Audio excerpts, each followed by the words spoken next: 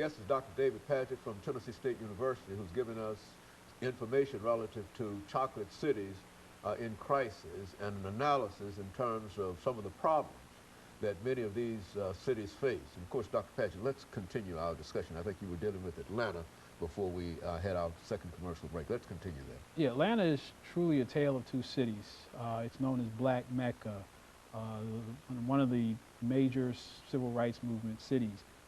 And what really put Atlanta on the top of our list for Black enterprise was economic opportunity, entrepreneurship, and obviously Black Enterprise magazine appeals to those types of readers.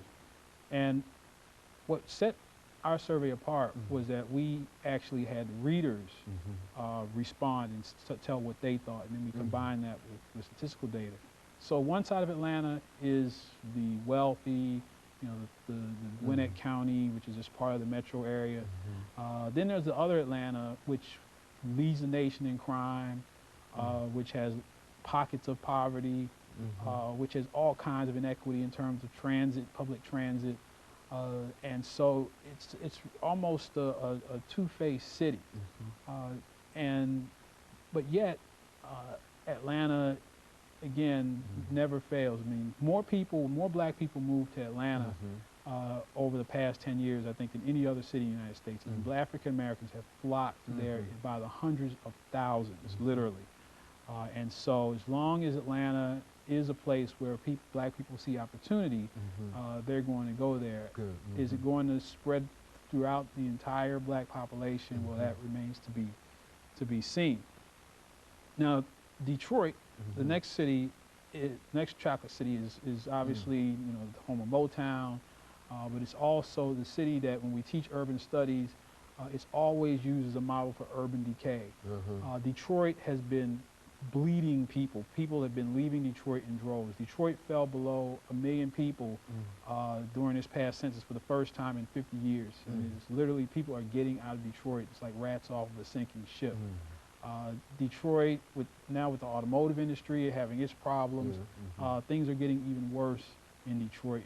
And they're almost, and they've got a young, dynamic mayor there, Kwame Kilpatrick, and he's young and he's energetic, and he's going to need to be energetic because that city has lots and lots of problems. And so, and I don't know, I mean, I'm almost speechless when it comes to Detroit. You're very pessimistic in terms of what... Now, Detroit, as I said, made the list the first year because we weren't as scientific with the survey as we would have been in other years. But Detroit performed poorly in almost all areas that we looked at. We looked at crime, we looked at economic opportunity, even cost of living. No matter what category we looked at. One of the categories we look at also is quality of child care, with 70% of our children being raised in single-parent households, primarily women. Child care is an issue in our community, and if a city is not making some moves or making child care readily available, good, and giving those opportunities to women, we're not going to be happy. And I think Detroit was one of those cities that performed very poorly in that regard.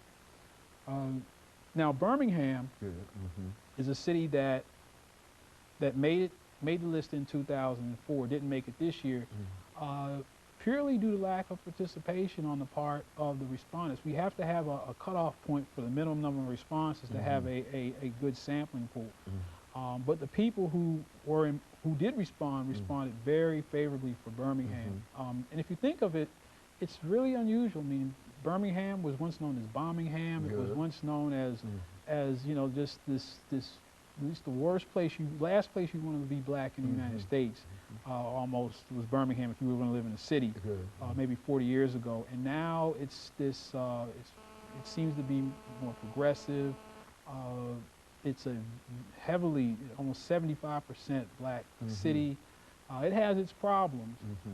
And I'd probably say of all these cities, Birmingham is probably the least that's in crisis, but being in the South, being in this part of the country, they have issues going on there as far as health and economic opportunity, because this part of the country, we're in the heart attack corridor or the coronary corridor, And so Birmingham falls into that category. You have, obviously being in the South, we're lagging behind somewhat in education. And so there are those challenges. But of all these cities, other than Atlanta, Birmingham is a surprise city, a pleasant surprise. But do they still have the crime there? Yes. Do they still have problems there? Yes.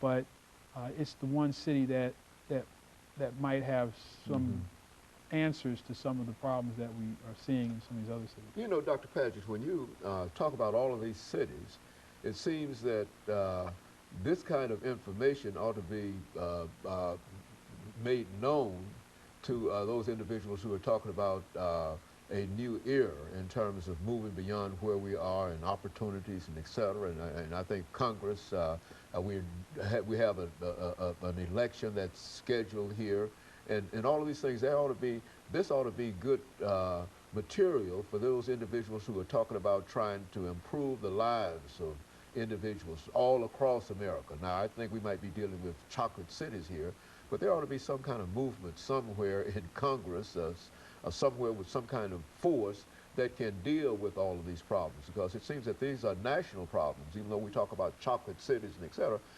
As the chocolate cities go, I would imagine as America would go too. Would not you say that?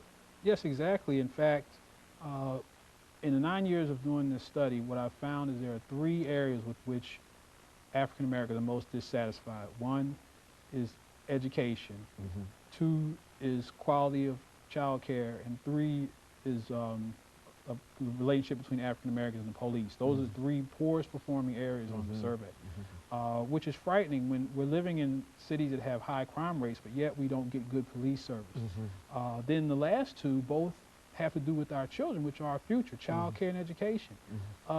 There has to be a greater effort at improving education, and throwing money at education is not the answer. I mean, look at who we produce when we had nothing, when we had no money during the times of segregation, when we had children in little schoolhouses in the middle of nowhere, and yet a lot of those people have PhDs, MDs, JDs, and now we're not producing at that level when we had no money. And so the #1 factor in determining the success or failure of a student is the investment, the emotional investment, and real investment that the teacher has in that classroom.